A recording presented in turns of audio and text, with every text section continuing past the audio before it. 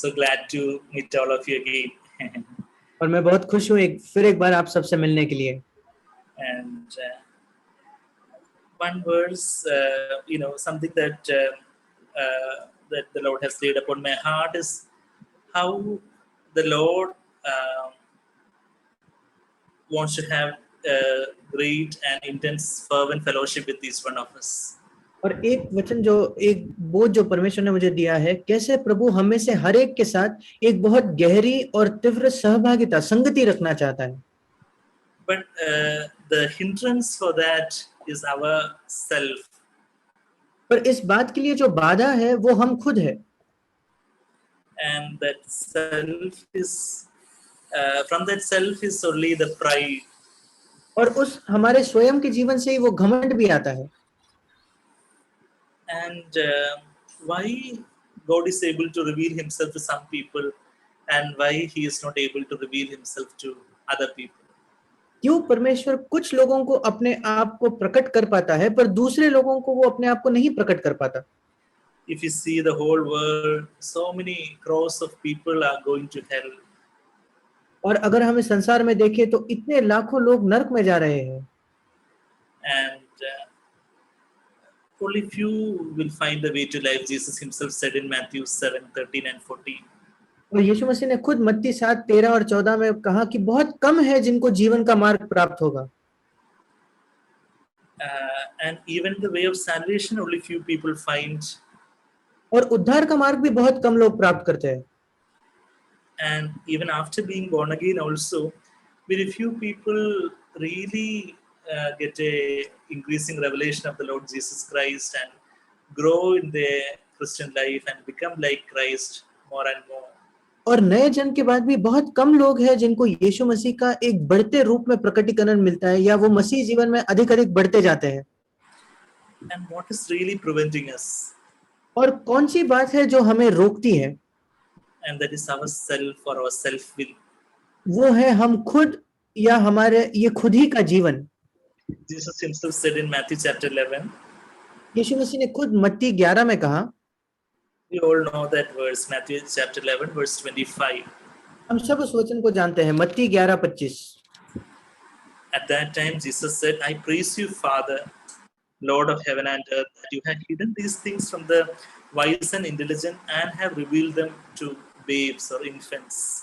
उसी समय यीशु ने कहा, हे पिता स्वर्ग और पृथ्वी के प्रभु, मैं तेरा धन्यवाद करता हूँ कि तूने इन बातों को ज्ञानियों और समझदारों से छिपा रखा और बालकों पर प्रकट किया है। Yeah, I mean actually we can say even the way of salvation, the wise and intelligent of this world are not able to comprehend. और हम कह सकते हैं कि ये उद्धार का मार्ग भी जो है वो जो बुद्धिमान लोग हैं इस संसार के वो नहीं समझ पाते। And also even the way of deeper fellowship and deeper oneness with the Lord, only few people, not the people who trust in their wisdom and intelligence, they don't find that. और प्रभु के साथ एक गहरी संगति के विषय में भी बहुत ही कम लोग समझ पाते हैं, वो लोग नहीं जो अपने ही बुद्धिमानी में विश्वास रखते हैं। And those who are like babes, those who are children, are those who have a humble heart. जो लोग बच्चों के समान या बालकों के समान होते हैं वो है जिनका एक नम्र हृदय होता है। Because in the same Matthew's Gospel chapter 18, Jesus says in verse 4, whoever humbles himself as a child, he is the greatest in the kingdom of heaven. क्योंकि मत्ती 18 उसके 4 में यीशु मसीह कहता है, जो अपने आप को एक बालक के समान छोटा करेगा या नम्र करेगा वो स्वर्ग के राज्य में बड़ा होगा। And so the quality of the child that the Lord is highlighting is humility. और उस बच्चे की जो गुण को यीशु मसीह बता रहे हैं वो है नम्रता। And that humility, I mean, actually, in the world's eyes, humility can mean that you are very shy and you do not speak, or you are very coward. That are all the world's ideas of humility. और इस संसार की आंखों में अगर हम नम्रता के बारे में सोचे तो वो सोचते हैं बहुत शांत रहना, बोलने से हिचकिचाना, ये सारी नम्रता है। But Jesus is our perfect example of humility. पर नम्रता का सिद्ध उदाहरण हमारा यीशु मसीह है। And Jesus himself said in the subsequent verse in Matthew 11:29, "Learn from me, for I am gentle and humble in heart." और यीशु मसीह ने खुद अगले वचन में मतलब मत्ती 11 उसके 19 वचन में कहा कि मुझसे सीखो क्योंकि मैं नम्र और मन में दीन हूँ। And how Jesus was humble to the utmost when he walked on this earth. और कैसे यीशु मसीह पूरी तरीके से नम्र था जब वो इस पृथ्वी पर चला। The more we get a revelation about that, the more we would have a greater and deeper walk with the Lord Jesus Christ. जितना अधिक हमें इस बारे में प्रकटीकरण मिलेगा उतना ही बेहतर और एक गहरा हमारा हम चल सकते हैं यीशु मसीह के साथ। Jesus said in John's Gospel chapter 5 यीशु मसीह ने यूहन्ना उसके 5वें अध्याय में कहा, verse 19, उसके 19 वचन में, Jesus says, "I can do nothing of myself unless it is something I see my Father doing." यीशु मसीह कहता है कि मैं आप अपने आप से कुछ नहीं कर सकता, केवल वही जो पिता को करते देखता हूँ। It's just like a little child saying that unless it is something my daddy does, I do not know anything. I'm just imitating. I'm just doing what my father is doing, what my daddy, what my papa is doing. ये एक छोटे बच्चे के समान है कि मैं दूसरा कुछ नहीं कर सकता, वही जो मैं अपने पिता को या अपने पापा को करते हुए देखता हूँ। And Jesus was a complete zero before the Father. और यीशु मसीह पिता के सामने पूरी तरीके से एक शून्य था। And because he humbled himself to the utmost, the Father could give him the Holy Spirit beyond measure. और क्योंकि वो अपने आप को पूरी तरीके से नम्र उसने किया, इस वजह से पवित्र आत्मा पिता ने उसको बिना गिनती के पवित्र आत्मा को दिया। When Jesus came as a man, we know that from Philippians 2:6 onwards, he humbled himself and came as a man, humbled himself to become a born servant, and even to the point of death on the cross, he humbled himself. और जब यीशु मसीह इस पृथ्वी पर आया, फिलिपियों 2:6 के अनुसार हम जानते हैं कि पहले उसने परमेश्वर से मनुष्य होकर अपने आप को नम्र किया, मनुष्य से तो वो गुलाम बना और गुलाम से वो अपराधी बना। And here we read in John's Gospel chapter 3:34 that for he whom God has sent speaks the words of God, for he gives the Spirit without measure. और यहाँ यूहन्ना 3:34 में हम पढ़ते हैं, क्योंकि जिसे परमेश्वर ने भेजा है वो परमेश्वर की बातें कहता है, क्योंकि वो आत्मा नाप नाप कर नहीं देता। And this is the testimony about Jesus, that the God the Father could give the Holy Spirit beyond measure to Jesus. और ये यीशु मसीह की गवाही थी कि पिता परमेश्वर यीशु मसीह को पवित्र आत्मा बिना नाप नाप कर दे पाया। Because Jesus humbled himself to the maximum, to be a real zero all the time, all the moments of his life. क्योंकि यीशु मसीह ने अपने को पूरी तरीके से नम्र किया अपने जीवन के हर समय हर घड़ी। That's what we read in John 5:19 and 20 also, that I can do nothing of myself. I'm just a zero. And the Holy Spirit empowered him, and he saw the Father in his spirit, and with that fellowship and communion and freedom in the Spirit, he walked with the prompting of the Holy Spirit. और वही हम यूहन्ना 5:19-20 में भी पढ़ते हैं कि पवित्र आत्मा के द्वारा जो उसको बताया जाता था उसी में वो चलता था। And many times we are not able to have real fellowship with the Lord because we are full of ourselves. और कई बार हम प्रभु के साथ वो संगति नहीं रख पाते क्योंकि हम अपने आप से ही भरे हुए हैं। And if we just see the Bible, actually, we often have heard from even Brother Zach how sin came to this universe through the pride of Lucifer. और अगर हम बाइबल पढ़े, और हमने कई बार भाई जैक को भी ये कहते हुए सुना है कैसे इस संसार में लूसीफर के पाप के द्वारा घमंड के द्वारा पाप आया। And if you can just go through those verses in Isaiah chapter 14, Isaiah chapter 1:4. हम उन वचनों को देखेंगे, यशायाह उसका 14वां अध्याय। And this is a great danger in our own life also. और ये हमारे जीवन में भी एक खतरा है। Even in our heart to have always exalting ourselves, always seeking ourselves. और हमारे हृदय में भी हम हमेशा अपने आप को बड़ा करना चाहते हैं। And basically our self is seeking man's honor, and and attaching to the money and material things of this world, and attaching ourselves to the pleasures of this world. और हमारी स्वयं की जो इच्छा होती है वो मनुष्यों का आदर खोजना, या इस संसार में जो पैसा है उसके पीछे जाना, या इस संसार में जो सुख विलास प्राप्त होता है उसके पीछे जाना। And you know that money, honor, pleasures, those are the main three categories of temptations. और पैसा, आदर और सुख विलास, ये प्रलोभन की विशेष 3 श्रेणियां हैं। Even 1 John 2:16, John the Apostle says that lust of the eyes, lust of the flesh, and pride of life. और पहला यूहन्ना 2:16 में भी प्रेरित यूहन्ना वही कहता है कि शरीर की अभिलाषा, आंखों की अभिलाषा और जीविका का घमंड। And here in Isaiah 14, verse 13, here the devil is saying in his heart. और यहाँ यशायाह 14 उसके 13 में ये जो शैतान है ये अपने मन में कहता है। He is not even speaking out, but in his heart he is lifted up. वो मुंह से कोई शब्द भी नहीं निकल रहा, पर अपने हृदय में वो अपने आप को बड़ा कर रहा है। I will ascend to heaven. मैं स्वर्ग पर चढ़ूंगा। I will raise my throne above the stars of God.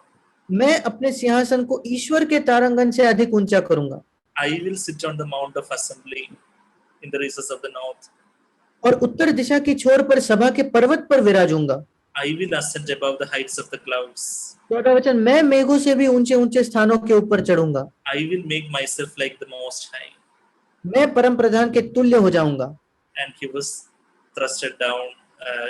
Verse 15. Nevertheless, you will be thrust down to Sheol, to the recess of the pit. God says. और वो नीचे फेंक दिया गया। 15 वचन में परमेश्वर कहता है कि तो अधोलोक में उस गड्ढे की तह तक उतारा जाएगा।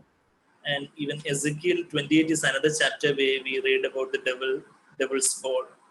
और यहेजकेल 28 अध्याय ये दूसरा एक अध्याय है जहां हम शैतान के पतन के विषय में पढ़ते हैं।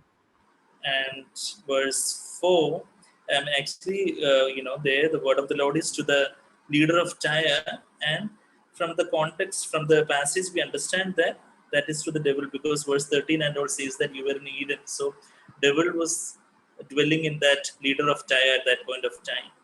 और चौथे वचन में हम पढ़ते हैं, असलियत में तो प्रभु ने ये बात सोर के राजा को कही थी, पर अगर हम उस पूरे संदर्भ को देखें तो हम जानते हैं कि उसने शैतान को कहा, क्योंकि 13वें वचन में कहा कि तू अदन में था, इसलिए हम जानते हैं कि सोर के राजा में शैतान खुद था।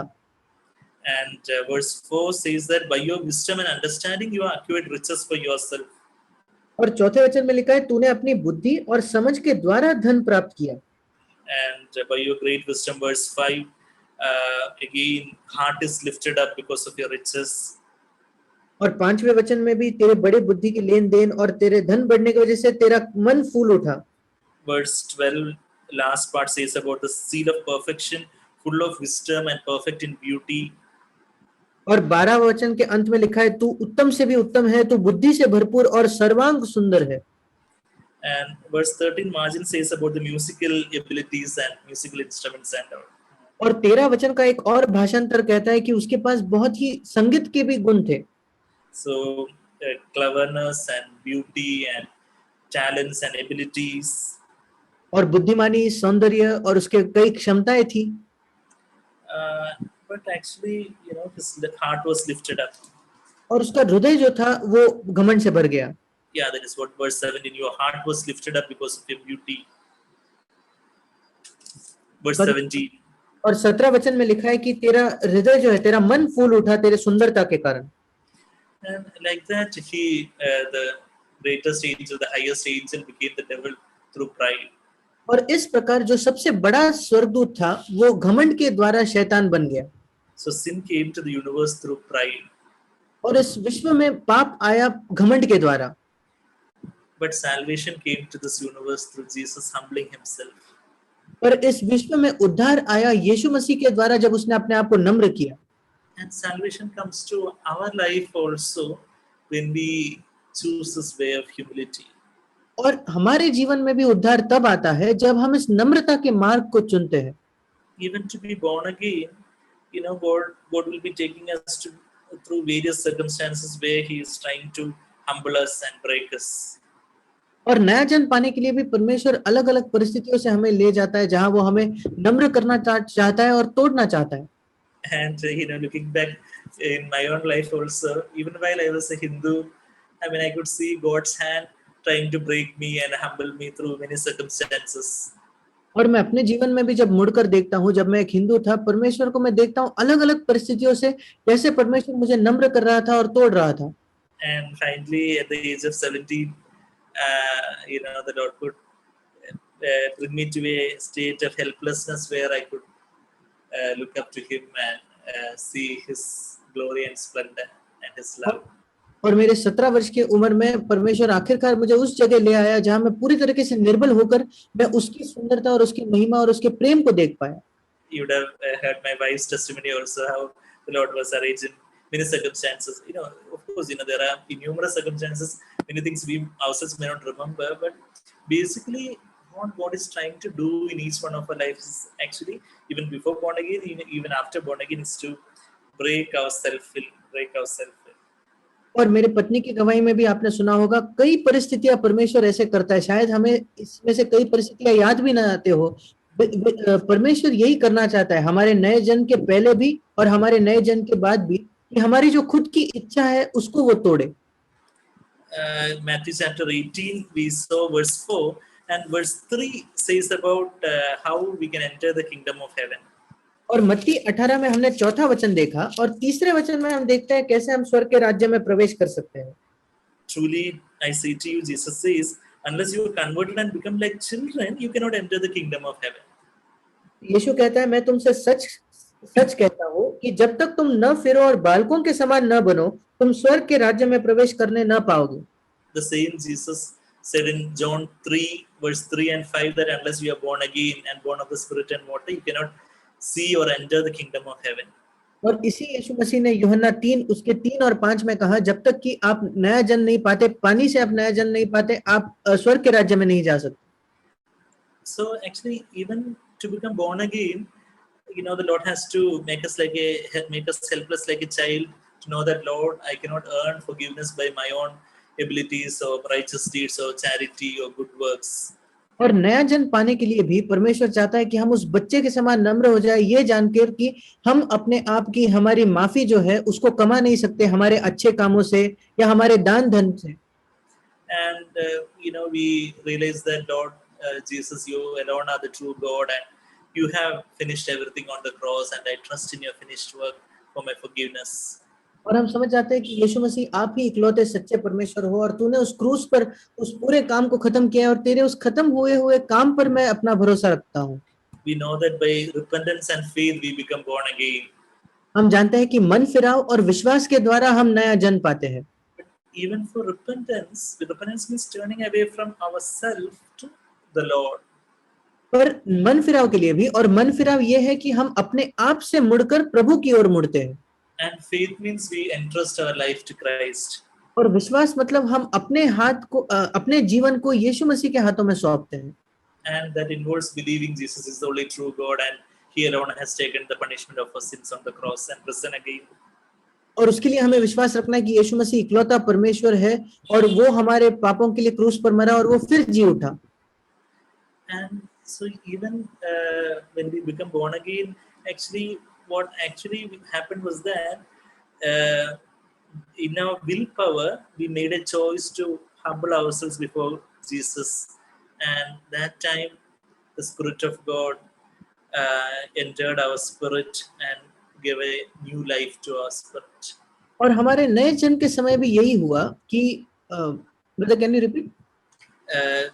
At the time of born again, God has given us a choice in our willpower. और जब हमारा नया जन्म हुआ तो हमारी इच्छा शक्ति में परमेश्वर ने हमें एक चुनाव दिया है। So there in our willpower, we could have either rejected Christ's forgiveness or we could have accepted Christ's forgiveness. और हमारी इच्छा शक्ति में या तो मसीह का जो क्षमा है उसको हम उसका इनकार कर सकते थे या उसका स्वीकार कर सकते थे। And by the Lord's mercy, we exercise the willpower in such a way that we yielded ourselves to Christ. और प्रभु के दया के द्वारा हमने अपने उस इच्छा शक्ति का इस प्रकार उपयोग किया कि हमने यीशु मसीह को उसकी इच्छा को हम राजी हो गए। And we responded to God. और हमने परमेश्वर को एक प्रत्युत्तर दिया। There was a humbling of our self-will. वहां हमारे स्वयं की इच्छा का नम्र किया जाना था। And when our self-will was really humbled at the first time, the Holy Spirit entered our spirit and gave us a new life of Christ. और जब पहले बार हमारे स्वयं की इच्छा नम्र हो गई, तब पवित्र आत्मा हमारे अंदर आया और हमें मसीह के जीवन दिया। And actually, even after becoming born again, also God expects us to keep on humbling ourselves. और हमारे नए जन्म के बाद भी परमेश्वर यही अपेक्षा करता है कि हम अपने आप को नम्र करते रहे। But many a time we become lifted up, we become proud, and we become self-sufficient. पर कई बार हम मन में थोड़ा चढ़ जाते हैं, हम अपने आप को घमंड महसूस करते हैं या हम अपने आप में ही पर्याप्त महसूस करते हैं। We think that now I have known the Lord, and with my own strength, I will be able to obey God's commandments, and I will be able to live a life pleasing to the Lord by my ability. और फिर हमें लगता है क्योंकि मैं प्रभु को जान गया हूं तो मैं सारी आज्ञाएं मेरी ही क्षमता से मान सकता हूं और उसको वैसे प्रसन्न कर सकता हूं। And that's why the Lord has to allow us to fail numerous times in many trials and temptations of our life. और इसलिए परमेश्वर अनुमति देता है कि हमारे जीवन के कई परिस्थितियों में, कई परीक्षाओं में हम असफल हो जाए। And the Lord wants us to realize that by our own strength we can do nothing. और परमेश्वर चाहता है कि हम इस बात को समझें कि हम अपने ही सामर्थ्य से कुछ नहीं कर सकते।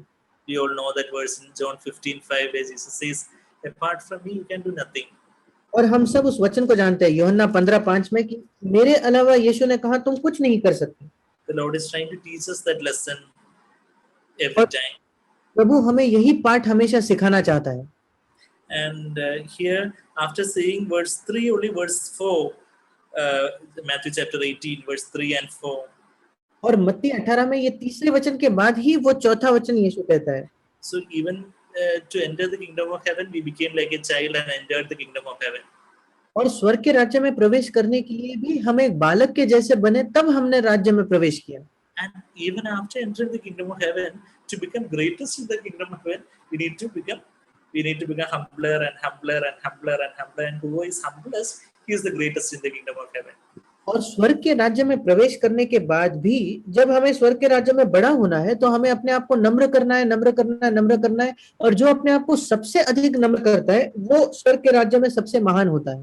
And Jesus humbled himself to the utmost before the Father. और पिता के सामने यीशु मसीह ने अपने आप को पूरी तरीके से नम्र किया। That's why he is the greatest in the kingdom of heaven. इस वजह से स्वर्ग के राज्य में वो सबसे महान है। And we read that same thing in Philippians chapter 2 also. Because Jesus humbled himself, God exalted him to the name above all names. Philippians 2, 9 to 11. और इसलिए फिलिपियो 2:9 और 11 में भी हम पढ़ते हैं क्योंकि उसने अपने आप को नम्र किया, इसलिए परमेश्वर ने उसको ऊंचा उठाया और महान किया और उसको वो नाम दिया जो सबसे ऊंचा है। Not just because Jesus was a second person of Trinity, but because Jesus humbled himself to the utmost. इस वजह से नहीं क्योंकि त्रिएक परमेश्वर का वो दूसरा भाग था, पर इस वजह से क्योंकि यीशु मसीह ने अपने आप को नम्र किया। We all know this verse in Romans chapter 8 verse 28. हम सब इस वचन को जानते हैं, Romeo 8:28। God makes everything to work together for good for those who love God and for those who are called according to his purpose. परमेश्वर सारे लोगों के लिए जो उससे प्रेम रखते हैं सब बातें मिलकर भलाई ही को उत्पन्न करता है, अर्थात उन्हीं के लिए जो उसकी इच्छा के अनुसार बुलाए गए हैं। Yeah, from Brother Zach, we have often heard that goodness is how God works everything for our good. Verse 29 says that to make us conform to the image of Jesus. और हमने भाई जैक से सुना है कि वो जो भलाई है वो ये है 29 वचन में कि हम यीशु मसीह के स्वरूप में बन जाए। So in other words, through every circumstance, the Lord is trying to make us more like Christ. दूसरे शब्दों में हर परिस्थिति में प्रभु चाहता है कि वो हमें और मसीह जैसा बनाना चाहता है। If we love God, अगर हम उससे प्रेम करें, and if we know that Lord, you have a purpose for my life, and I want that purpose in my life. और अगर हम जाने कि प्रभु तेरा मेरे जीवन के विषय में तेरी एक योजना है और मैं वही उद्देश्य, वही योजना को चाहता हूँ, then we would surrender our lives and humble our lives at every circumstance. फिर हम अपने आप को समर्पित करेंगे और अपने जीवन में हर समय, हर परिस्थिति में हम नम्र करेंगे। Even now, when the rain was there and I had to move downstairs, there was some net connection problem. I was telling the Lord, I want to humble myself. I want to be at trust in you. और अभी भी जब बारिश थी, मुझे नीचे आना पड़ा और इंटरनेट में भी थोड़ी तकलीफ आ रही थी, तो मैंने यही कहा, प्रभु मैं अपने आप को नम्र करना चाहता हूँ, तुझ में मैं बिल्कुल विश्राम में रहना चाहता हूँ. And very great circumstances or small circumstances, through everything, the Lord is trying to teach us one thing. और चाहे बड़ी परिस्थितियां हो या छोटी परिस्थितियां हो, इन सारे परिस्थितियों में प्रभु हमें एक बात सिखाना चाहता है. Lord, I want to be a zero before you. प्रभु तेरे सामने मैं एक शून्य होना चाहता हूँ. When we are something, when we are somebody, we are restless and we are agitated and we have complaints and murmuring. जब हम कुछ हो जाते हैं या कोई वैसे बड़े हो जाते हैं, तब हम बेचैन हो जाते हैं, हमारी शिकायतें होती है. But actually, when we die to ourselves by humbling ourselves, Lord, you are the controller, you know everything, but I'm humbling myself. पर जब हम अपने आप के लिए मरते हैं और हम कहते हैं कि प्रभु तू नियंत्रण में है, तू सारे बातों को नियंत्रण में रखता है, मैं अपने आप को नम्र कर रहा हूँ. When we humble ourselves, the Lord gives us the spirit of grace, that is the Holy Spirit. और जब हम अपने आप को नम्र करते हैं, तो परमेश्वर हमें अनुग्रह की आत्मा को देता है, जो है पवित्र आत्मा. Hebrews 10:29 and Zechariah 12:10 says that Holy Spirit is called the Spirit of Grace. और इब्रानियों 10:29 और जकरिया 12:9 में लिखा है कि पवित्र आत्मा अनुग्रह की आत्मा है. And when it says that God gives grace to the humble, it's actually the Lord is giving us more of the power of the Holy Spirit. और जब लिखा है कि परमेश्वर नम्र लोगों को अनुग्रह देता है, तब असलियत में वो हमें अधिक पवित्र आत्मा की सामर्थ देता है. And in our spirit, the Holy Spirit is flooding all the more. और हमारे आत्मा में अधिक अधिक पवित्र आत्मा भर जाता है. And in our spirit we become more like Christ. और हमारी आत्मा में हम अधिक मसीह के जैसे बनते हैं. What we read here, Romans 8:28-29. Every circumstance, if we love God, we'll be humbling ourselves and we want His purpose only, not my will, but your will, your purpose. And we humble ourselves and the Holy Spirit empowers us and we become like Christ. और वही हमने Romeo 8:28-29 में पढ़ा कि जब हम अपने आप को नम्र करते हैं, हम कहते हैं प्रभु मेरी इच्छा नहीं तेरी इच्छा हर परिस्थिति में चाहता हूँ, तब हम ज्यादा मसीह के जैसे बन जाते हैं. Sometimes actually many people who come to me for counseling and consultation, I've seen that all these interpersonal conflicts and people are not able to forgive each other, people are not able to get along with each other. It's always the self and ego and I. और जब मैं देखता हूँ मेरे पास जब लोग आते हैं और आपस में उनके झगड़े होते हैं, तो हमेशा मैं देखता हूँ उसका कारण यही होता है कि उनका घमंड होता है. And why this restlessness and anxiety and everything is because myself is on the throne. और ये बेचैनी, ये चिंता, ये सब इस वजह से क्योंकि मेरे जीवन में मेरा स्वयं ही उस सिंहासन पर है. But if you can look at Jesus and learn how he humbled himself every time before the Father, then there is hope. पर अगर हम यीशु के पास देखें और देखें कैसे हर बार उसने पिता के सामने अपने आप को नम्र किया, फिर हमारे लिए आशा है. How he was just like a little child all the time. कैसे हर समय वो सिर्फ एक छोटे बच्चे के समान था. He was so totally dependent on the Father. वो इतना पूरी तरीके से पिता पर निर्भर था. He was just like a branch always abiding in the vine. वो एक डाली के समान था, उस दाखलता में वो बना रहता था. And that's why he could become the vine for us, so that we as branches can abide in him. और इसलिए वो हमारे लिए उस दाखलता समान बना कि हम डालियों के समान उसमें बने रहे. John 15:4 we read that abide in me and I will abide in you, Jesus says. John 15:4. और यूहन्ना 15:4 में हम पढ़ते हैं कि यीशु मसीह कहता है तुम मुझ में बने रहो और मैं तुम में. But before he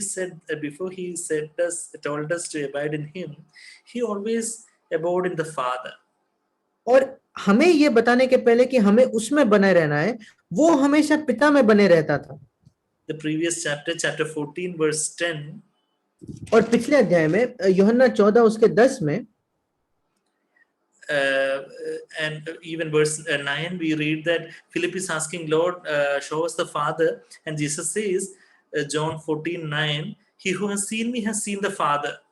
और 9वें वचन में भी हम देखते हैं जब फिलिपुस पूछता है कि तू हमें पिता दिखा, तो यीशु मसीह कहता है कि जिसने मुझे देखा है उसने पिता को देखा है। And this is explaining how the Father is manifest in him.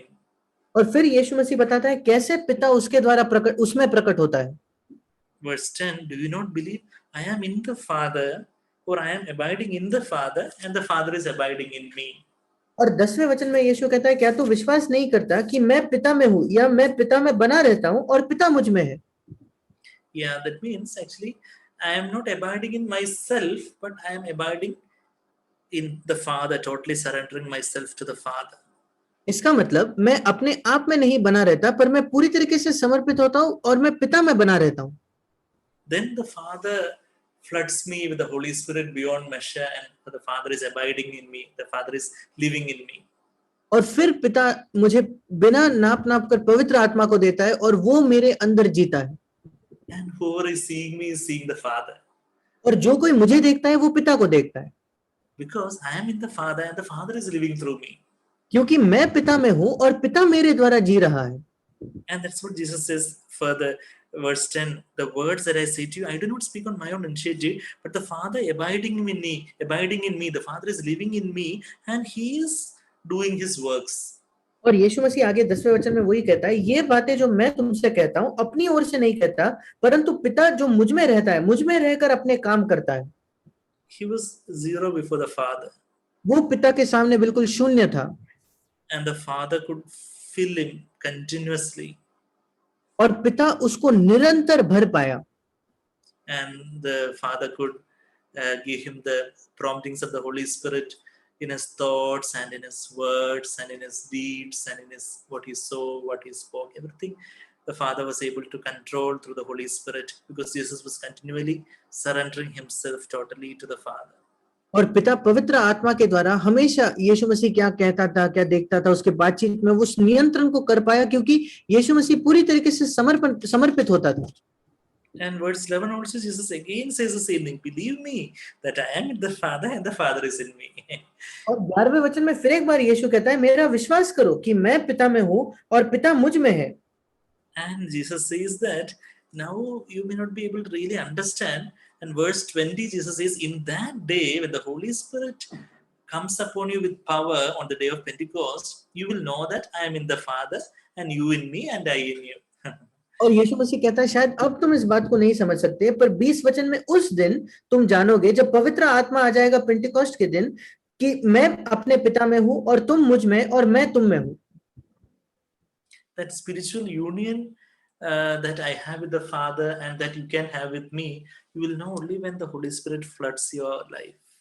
ये आत्मिक एकता जो मेरा पिता के साथ है और जो तुम्हारा मेरे साथ होना चाहिए, ये उस आत्मिक जीवन में है। Jesus said, the Lord has hidden these things from the wise and the intelligent and have hidden these things to babes. यीशु ने कहा कि उसने बुद्धिमानी और ज्ञानियों से इस बात को छुपाया और बालकों को ये प्रकट किया है। The wise and intelligent people know everything in their soul level, in their mind level, in the example of the tabernacle, the holy place, that there the all their knowledge and intelligence there, all the Bible knowledge is there. और ये जो ज्ञानी और बुद्धिमान लोग होते हैं, ये सारी बातें सिर्फ अपने मन में जानते हैं, अपने बुद्धि में जानते हैं। जैसे उस निवास मंडप में वो जो पवित्र स्थान था, सिर्फ वही उनके बुद्धिमानी और उनके ज्ञान में ये बाइबल का ज्ञान है। And how can such a person become a babe, an infant? फिर कैसे ये व्यक्ति एक बच्चा या एक नवजात शिशु बन सकता है? We read that further in Matthew 11. और आगे मत्ती 11 में हम इसको पढ़ते हैं। Verse 25, Jesus says that only to babes he is revealing. और 25 वचन में वो कहता है कि वो सिर्फ बालकों पर ही ये प्रकट कर रहा है।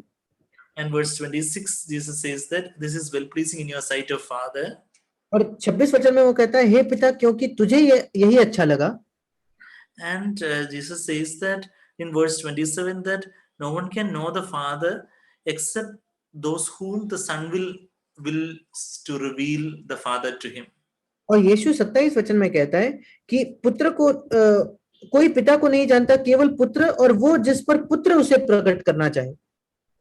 And whom does the Son wills to reveal the Father? और पुत्र किसको चाहता है कि किस पर पिता को प्रकट करें? Verse 25, to the infants only Jesus is able to reveal the Father. और 25 वचन में सिर्फ बालकों को ही यीशु मसीह पिता को प्रकट कर पाता है। And to become a child, what to do? और फिर एक बच्चा बनने के लिए हमें क्या करना होगा? Jesus says, verse 28, come to me, I'll teach you. और 28 वचन में यीशु मसीह कहता है, मेरे पास आओ, मैं तुम्हें सिखाऊंगा। You're weary and heavy laden with all your Bible knowledge and all your degrees and all your reputation and wisdom and beauty and cleverness and so many talents and abilities and yourself. You are very heavy laden with yourself. और आपके Bible ज्ञान के साथ, आपके degrees के साथ, आपके सारे समझ के साथ और अपने आप के इस बोझ से आप दबे हुए हो। And come to me मेरे पास आओ and learn how I am humble. Verse 29. और 29 वचन, मुझसे सीखो मैं कैसा नम्र हूं। Take my yoke upon you. मेरा जुआ अपने ऊपर उठा लो। You know, they had the Jewish people referred to the law as the yoke which no one could carry. Acts 15:10. If you turn there, you can see. और प्रेरितों 15:10 में जो यहूदी लोग होते थे, वो व्यवस्था को कहते थे कि ये वो जुआ है जो कोई उठा नहीं पाता। So they are referring to the law of Moses as a yoke which neither our fathers nor we have been able to bear, such a heavy yoke of the law. और मूसा के व्यवस्था के बारे में वो कहते थे, ये ऐसा बड़ा जुआ है जो ना हमारे बाप दादे उठा सके थे और ना हम उठा सकते हैं। And Jesus is telling, my yoke, my words are there that you take upon yourself. और यीशु मसीह कहता है मेरा जुआ, मतलब मेरे वचन तुम उसको उठाओ। So my will is here, and Jesus' yoke, this word is like a sword that comes from above and it crosses. और मेरी इच्छा यहाँ है, यीशु मसीह की इच्छा, यीशु मसीह का जो जुआ है वो ऐसे आकर बिल्कुल उसके विपरीत होता है। And Jesus' word is his will. और यीशु मसीह का वचन ही उसकी इच्छा है। And my will crosses Jesus' will. और मेरी इच्छा यीशु मसीह के इच्छा के विपरीत है। And I surrender myself and die to myself there. और मैं अपने आप को समर्पित करता हूँ और वहां मैं खुद के लिए मरता हूँ। I surrender to the Lord's word and say that, Lord, not my purpose, but I am called according to your purpose. Lord, I die to my purpose and my plans and will. मैं प्रभु के वचन को समर्पित होता हूँ और कहता हूँ मेरे उद्देश्यों के द्वारा नहीं, मेरी योजनाओं के द्वारा नहीं, पिता तेरी योजना के अनुसार। And then there is a fire in that sword of the word of God. और परमेश्वर के वचन के तलवार में वो एक आग है। We read that in Genesis 3:24. The flame with the flaming sword, the cherubim was standing guarding the way to the tree of life.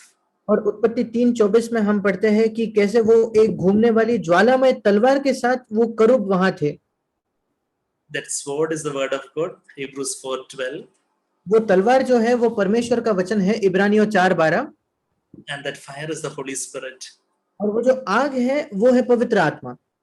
So when I come to Jesus, जब मैं यीशु के पास आता हूँ and surrender to his word and his will, और उसके वचन के लिए और उसके इच्छा के प्रति मैं समर्पित होता हूँ, this fiery sword will slay my, kill my self will, my self life, my pride.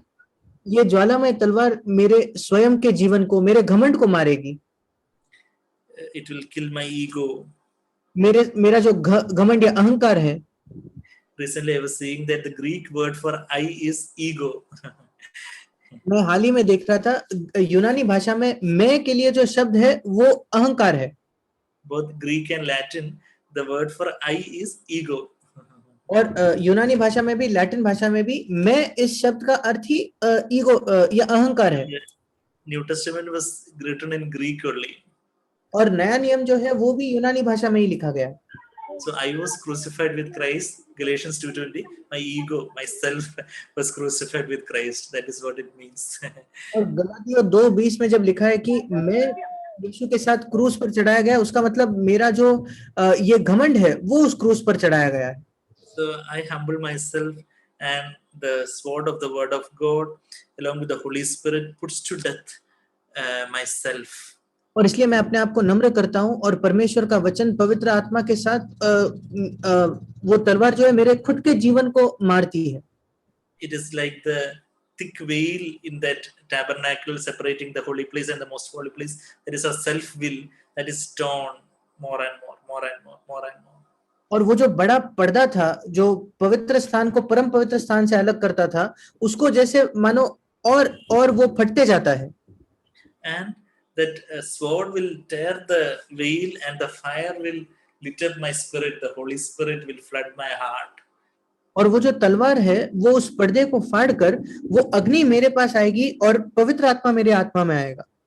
And the Holy Spirit will flood my heart with the presence of Jesus. और पवित्र आत्मा मेरे हृदय को यीशु की उपस्थिति से भर देगा. And the Holy Spirit will make me more like Christ. और पवित्र आत्मा मुझे अधिक यीशु के जैसा बनाएगा. And I'll be transformed and transfigured in my spirit to become little more like Jesus every time I humble myself and I'm filled with the Holy Spirit. और मैं अपने आत्मा में रूपांतरित हो जाऊंगा और थोड़ा यीशु मसीह के जैसा होऊंगा जब कभी मैं अपने आप को नम्र करता हूँ. The more I see the Lord Jesus in my spirit, the more I become like him. जितना अधिक मैं अपनी आत्मा में यीशु मसीह को देखता हूँ उतना अधिक मैं उसके जैसे बन जाता हूँ. That is what we read in 2 Corinthians 3:18 with unveiled face. That means the veil is taken away and we are seeing Jesus and we are becoming like Christ, transfigured, transformed to Christ likeness. और वही हम दूसरा Corinth उसका 3 उसके 18 में पढ़ते हैं कि जब हम उघाड़े चेहरे से प्रभु का प्रताप देखते हैं तब हम अधिक मसीह के स्वरूप में बदल जाते हैं. And the Greek word used there is metamorphose, like the metamorphosis of the pupa to butterfly, caterpillar, pupa, butterfly. और जैसे यूनानी भाषा में जो शब्द का इस्तेमाल किया है बदलने के लिए वो है वो मेटामॉर्फोसिस. जैसे वो एक कीड़ा जो होता है वो कैसे तितली में बदल जाता है, We become more like Christ in our spirit. वैसे हम अपने आत्मा में अधिक मसीह के जैसे बन जाते हैं. And that metamorphose, that the same word is used in the Mount of Transfiguration when Jesus transfigured into his glory. That same metamorphose was used over there. और वही शब्द जो है मेटामॉर्फोसिस वही रूपांतरण के पहाड़ पर जब यीशु मसीह रूपांतरित हुआ उसी शब्द का प्रयोग किया है. So in our spirit there is a transfiguration. We are transformed to become little more like Christ in our character. और हमारी आत्मा में एक रूपांतरण होता है, हम थोड़ा और मसीह के जैसे बदल जाते हैं अपने चरित्र में. And we enter into a little more deeper knowledge of Christ. और मसीह के बारे में थोड़ा और गहरा ज्ञान हम प्राप्त करते हैं. And we know the Lord little more intimately. और थोड़ा और नजदीक से हम प्रभु को जानते हैं. And the God has hidden these things from the wise and the intelligent. And the babes are when the wise and intelligent people also, we are basically wise and intelligent people, all of us. But when we humble ourselves and enter the most holy place, we become like a little babe. और परमेश्वर ने ये बातें ज्ञानियों से छिपाकर बच्चों को प्रकट की है. हम सब बुद्धिमानी और ज्ञानी लोग हैं. जब हम अपने आप को नम्र करते हैं तब हम उस परम पवित्र स्थान में जाकर हम बच्चे बनते हैं. And in the most holy place, like a little, when we become like a little child, we'll get the revelation of the word of God. We'll experience fellowship with the Lord, what we had as a Bible knowledge till that time. और परम पवित्र स्थान में जब हम जाएंगे छोटे बालक बनकर तब हमें परमेश्वर के वचन का प्रकटीकरण मिलेगा. जो हमारा ज्ञान है तब हमें उसका प्रकटीकरण होगा. Jesus says in Matthew 11:25, I have revealed them to babes. और यीशु that word revealed. और मत्ती 11:25 में यीशु मसीह कहता है कि मैंने उसको बच्चों पर प्रकट किया है. And the interesting thing is that in the Greek word, that word reveal is apocalypto. और यूनानी भाषा में वो जो प्रकट है उसका शब्द है अपोकलिप्टो. Apo means separation. अपो का मतलब होता है अलग करना. Calypto means veil, the veil. और वो कैलिप्टो शब्द का अर्थ होता है वो पर्दा. So apocalypto basically means the veil is taken away and there is a revelation. और वो एपोकलिप्टो का मतलब है कि वो पर्दा हटा दिया जाता है और फिर वो प्रकटीकरण होता है. That means actually when we humble ourselves and surrender our self-will and the veil is torn more and more in our life, as a little child in the most holy place, we'll be experiencing more of the fellowship and knowing of Christ. और इसलिए जब हम अपने आप को नम्र करते हैं और वो जो पर्दा है वो और फटते जाता है तब हम मसीह के साथ और संगति को महसूस कर पाते हैं. and only those little childlike minded people only will be able to dwell in the most holy place. और बालकों के जैसे मन रखने वाले ही लोग ही उस परम पवित्र स्थान में जी सकते हैं। And I'm closing with this verse in Isaiah 57:15, which most of you would be knowing already. और इस वचन से मैं अंत करूंगा, यशायाह 57 उसका 15 वचन, जो आप में से कई लोग जानते होंगे। And there God says that although I'm dwelling on a high and holy place, I'm dwelling also with the contrite and lowly of spirit, in order to revive the spirit of the lowly and to revive the heart of the contrite. 57:15. यशायाह 57:15 में परमेश्वर कहता है, यद्यपि मैं ऊंचे और परम पवित्र स्थान में निवास करता हूँ, मैं उसके संग भी रहता हूँ जो खेदित और नम्र है, कि नम्र लोगों के हृदय और खेदित लोगों के मन को हर्षित करूं। When we are like a little child, when we are humble and contrite and broken, that means the self will is broken, we'll be with the Lord in the most holy place. और जब हम बच्चे के समान नम्र होंगे, खेदित होंगे और टूटे हुए, हमारा स्वयं की इच्छा टूटी हुई होगी, तब हम पिता के साथ उस परम पवित्र स्थान में हो सकते हैं। Galatians 6:2-3 says that if anybody thinks that he is somebody when he is nobody, he deceives himself. और गलातियों 6 उसके 2 और 3 में लिखा है, अगर कोई कुछ Verse न 3, होने पर, Galatians 6:3. गलातियों 6:3 में लिखा है, यदि कोई कुछ न होने पर अपने आप को कुछ समझता है तो अपने आप को धोखा देता है। But if we can become a nobody, if we can become a zero before the Lord continually, पर अगर हम निरंतर प्रभु के सामने शून्य बन पाए तो by habit actually it will become a by training, by practice, it will become a habit in our life to humble ourselves before everything. और प्रशिक्षण के द्वारा, बार बार करने के द्वारा हमारी ये आदत हो जाएगी हर बात में अपने आप को नम्र करना। Conscience is convicted of pride, suddenly we can humble ourselves and ask the Lord to cleanse us. और हमारे विवेक में हमें पता चलता है कि हम घमंडी हो गए, हम तुरंत माफी मांग सकते हैं, परमेश्वर को कह सकते हैं कि हमें शुद्ध करे। And if we can really remain as zero before the Lord, then the Holy Spirit will flood our hearts and we'll become like Christ and we'll have glorious fellowship with the Lord. और अगर हम सचमुच परमेश्वर के साथ नम्र बन पाए तो पवित्र आत्मा में वो उस महिमा में संगति को हम महसूस कर सकते हैं प्रभु के साथ। Lord is through all the circumstances, all the difficulties, all the trials and temptations in our life, the Lord is trying to achieve to this end, to make us humbler and become more like Christ. और सारे परिस्थितियों में, सारे परीक्षाओं में, सारे प्रलोभनों में परमेश्वर यही उसका उद्देश्य है कि हमें वो और नम्र बनाए और मसीह जैसा बनाए। So may the Lord help us to walk this way that Jesus walked. और प्रभु हमारी सहायता करे कि हम इस मार्ग पर चले जिस पर यीशु मसीह खुद चला। Thank you. God bless you all. परमेश्वर आपको आशीष दे।